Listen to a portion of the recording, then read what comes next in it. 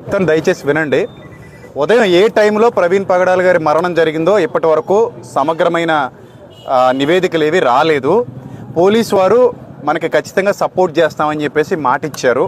చాలామంది క్రైస్తవ నాయకులు ఉదయం ఇష్టపడుతున్నారు, పోరాడుతున్నారు. చాలామంది పెద్దలు వచ్చారు. సో కొంతమంది వచ్చారు, వెళ్ళిపోయిన వాళ్ళు కూడా ఉన్నారు. అందులో కూడా చాలామంది సేవకులు వచ్చారు. అయితే ఇక్కడ విషయం ఏమిటంటే క్రైస్తవ సమాజానికి ముఖ్యంగా అనుమానాస్పద మృతిగా ఎఫ్ఐఆర్ ఫైల్ చేయమని మేము కోరడం జరిగింది. నాయకులందరూ అదే కోరడం జరిగింది. అనుమానాస్పద మృతిగా ఎఫ్ఐఆర్ ఫైల్ చేశారు. ప్రవీణ్ పగడాల గారి రక్త సంబంధికులు ఎవరో ఒకరు వచ్చి కంప్లైంట్ ఫైల్ చేస్తే తప్ప పోస్ట్ మార్టం చెయ్యము అని పోలీసు వారు తేల్చి చెప్పేశారు.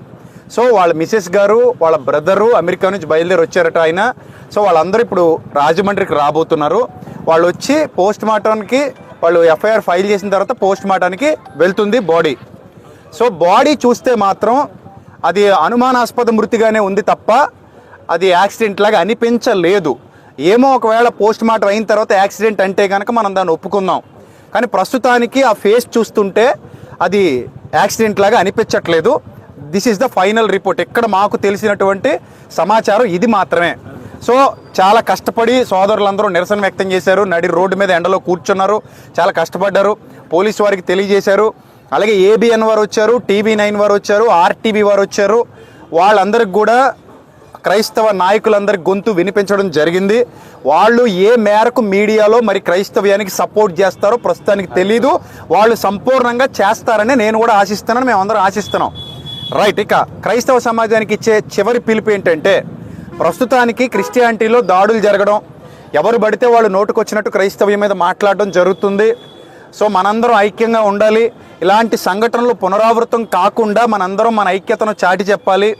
రెండో పాయింట్ ఏంటంటే, ఒకవేళ ఈరోజు పొద్దున వచ్చినటువంటి న్యూస్ ఏంటంటే, ఒక మతోన్మాది తన ఛానల్లో పోస్ట్ పెట్టాడట ఎవరు చంపేశారో అని. సో అతడు ఎంత దౌర్భాగ్యంగా, దుర్మార్గంగా క్రైస్తవ్యం మీద అవాకులు చవాకులు పేలుతూ, సినిమాలు తీస్తూ, పుస్తకాలు రాస్తూ నేటికి ఎంత బాధ పెట్టాడో మనందరికీ తెలుసు.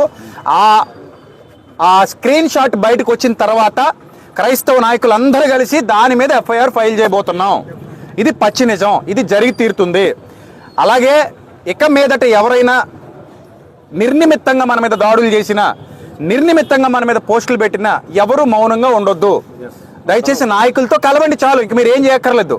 మీ పక్షంగా నిలబడిన నాయకులు ఎవరైతే ఉన్నారో వాళ్ళతో కలిసి వాళ్ళు రమ్మన్న చోటకు వచ్చి ముందడుగు వేయండి. ఇక ఫైనల్గా నేను చెప్పేది ఏంటంటే, పోస్ట్ మార్టం వచ్చేసిన తర్వాత, ప్రవీణ్ పగడాలన్న పోస్ట్ మార్టం నివేదిక వచ్చిన తర్వాత ఆ పోస్ట్ మార్టంలో కానీ ఒకవేళ ఇది హత్య అని తేలితే గనుక ఎవ్వడూ మౌనంగా ఇంట్లో కూర్చోవద్దు. ఏ సంఘం కూడా మౌనంగా ఇంట్లో కూర్చోవద్దు. ఖచ్చితంగా ప్రతి ఒక్క విశ్వాసి బయటకు వచ్చి మన పోరాటం ఏంటనేది అప్పుడు చేద్దాం. సో అంతవరకు మౌనంగా, వినమ్రంగా, విధేయతగా ఉండండి. పోలీసు వారు చెప్పినట్టే వినండి. దయచేసి ఇక ఏం చేయొద్దు, ఎవరింటికి వాళ్ళు వెళ్ళిపోదాం. నాయకులతో ఇంటరాక్ట్ అయి ఉండండి. అలాగే ఇప్పుడు ఏ ఛానల్స్లో అయితే వెళ్తున్నాయో ఈ ఛానల్స్ వాళ్ళందరూ కూడా నాయకులతో ఇంటరాక్ట్ అయి ఉండండి. ఖచ్చితంగా మా నుంచి పోస్ట్ వస్తుంది, అధికారికంగా పోస్ట్ వస్తుంది.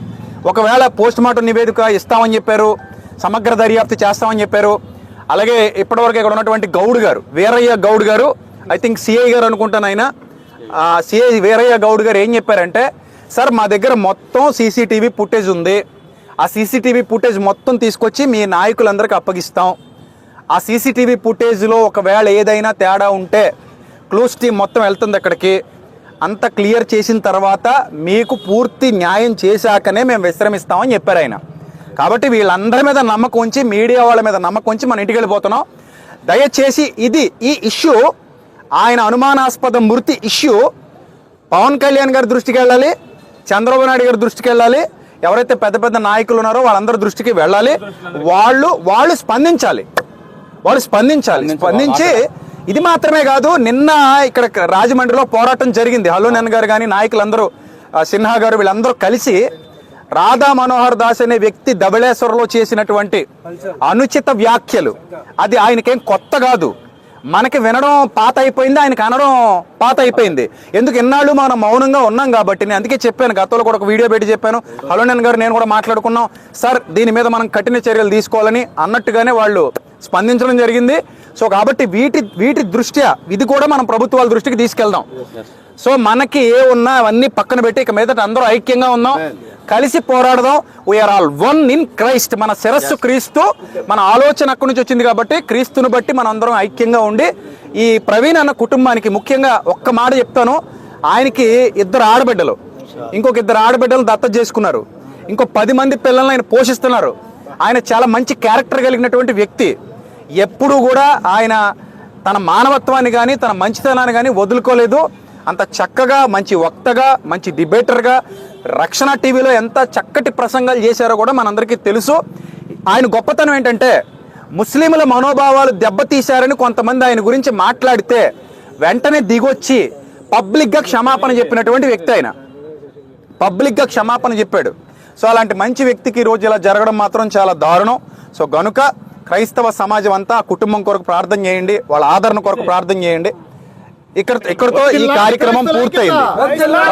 దయచేసి అందరూ వినాలి, పోస్ట్ మార్టం నివేదిక రాకుండా ఎవ్వరూ కూడా ఇది హత్య అని డిక్లేర్ చేయొద్దు. ప్లీజ్ ఎవరు హత్యని డిక్లేర్ చేయొద్దు, ఎలాంటి పోస్టులు పెట్టొద్దు. ఇది మాకు అనుమానాస్పద మృతి అనే ఎఫ్ఐఆర్ ఫైల్ చేయమన్నాం, అలాగే ఫైల్ చేస్తున్నారు. దాని మీద కంటిన్యూ అవుదాం. నివేదిక వచ్చిన తర్వాత మనం ఏంటో చూపిద్దాం. ఒకవేళ తేడాగా ఉంటే మనం ఏంటో చూపిద్దాం. ఓకేనా? సరే, God bless you all, love you all, thank you, God bless you.